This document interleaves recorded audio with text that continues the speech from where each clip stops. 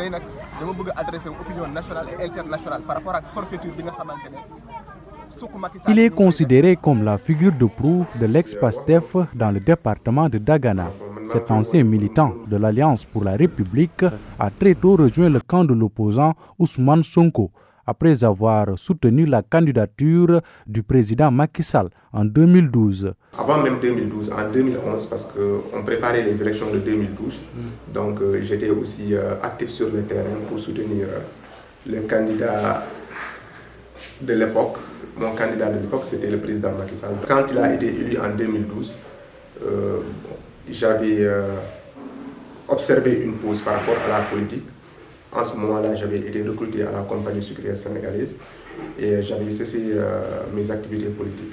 Mais à partir de 2017, donc fin octobre 2016, je dirais même, j'ai observé la scène politique et j'ai vu un parti qui commençait à émerger, c'était le PASTEF. Et j'ai décidé de m'engager en politique.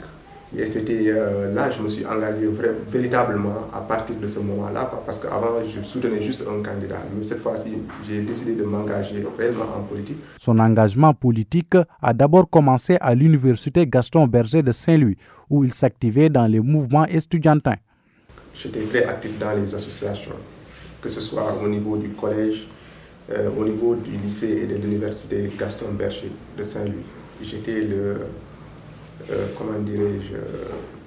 le club géo, j'étais le président du club géo quand je faisais la licence en géographie. Son militantisme au sein de ce parti actuellement dissous a été marqué par sa désignation au poste de coordonnateur départemental qu'il occupe toujours sous la coalition Diomaye Président. Et chemin faisant, celui qui était le coordonnateur provisoire a reçu des menaces par rapport à là où il travaille. Maintenant, il s'était mis un peu à l'écart. Et puisque moi, j'étais tellement impliqué dans les choses, les gens me disaient, il faut que tu deviennes le coordonnateur. Il faut que tu deviennes le coordonnateur pour que les choses bougent.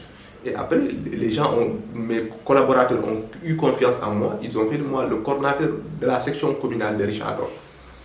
Et après, le chantier qu'il fallait mettre en place, c'était de faire en sorte que toutes les communes du département puissent avoir une section PASTEF.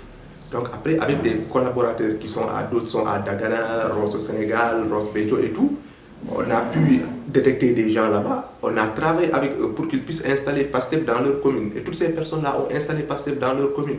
Et après cela, nous sommes allés à une rencontre départementale pour pouvoir mettre sur pied le bureau départemental.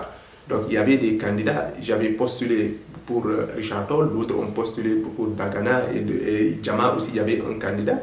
Et mes collaborateurs m'ont élu en tant que coordonnateur départemental. Sous ses directives, malgré la victoire du camp au pouvoir, sa section avait engrangé un bon nombre de voix lors des dernières élections législatives et locales dans le département de Dagana. Parce que nous, quand on était venus, comme je vous l'avais dit, c'était octobre 2016 que j'ai intégré PASTEF.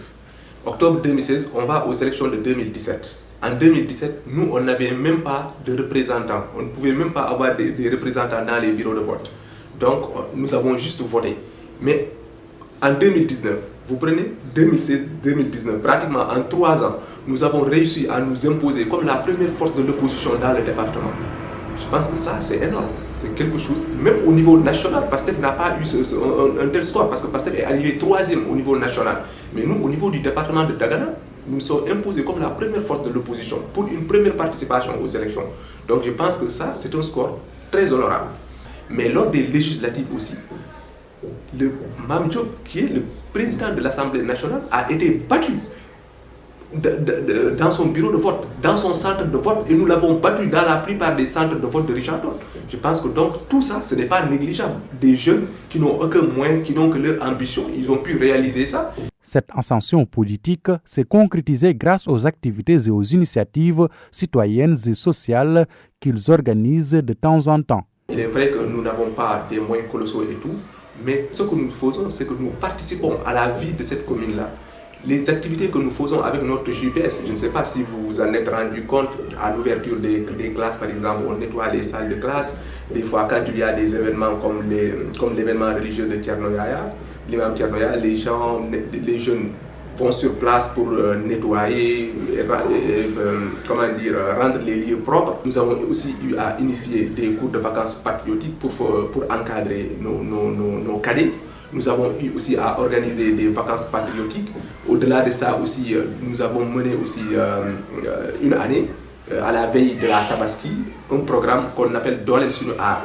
Dolel Sunu Art, ça nous a permis d'aller auprès des artisans, acheter leurs produits, mais aussi inciter les Sénégalais à acheter local. Parce que c'est en cela que nous croyons. Selon lui, la dissolution de leur parti n'aura pas de répercussions sur leur organisation ni sur leur électorat.